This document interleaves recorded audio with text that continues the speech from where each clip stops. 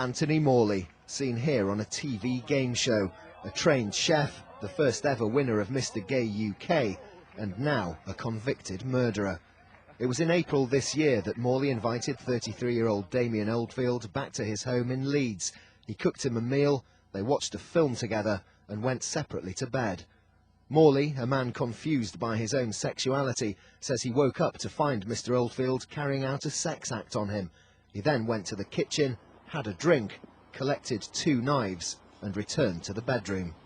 It was then that Morley carried out what the prosecution here referred to as a terrible, horrific and bizarre murder. After cutting Damien Oldfield's throat, he then stabbed him more than 30 times using both of the knives. Then he cut parts of Oldfield's flesh from his body, took them to the kitchen, seasoned them and fried them in olive oil. Police forensic experts later found traces of Morley's saliva on parts of that cooked flesh.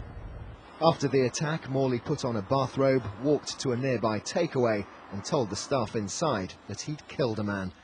His defence in court was that he was provoked by Mr. Oldfield's unwanted sexual advances and that he was acting with diminished responsibility when he attacked him, an event he claims not to remember.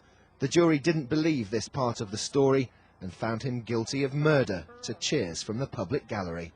The circumstances are certainly bizarre, and the circumstances of this are not ones that officers have come across before that we're investigating. Anthony Morley says his actions were the result of flashbacks to his teens when he claims he was raped. Police say they'll never know exactly why he carried out this brutal crime. He'll be sentenced for it on Monday. Fraser Maud, Sky News, Leeds.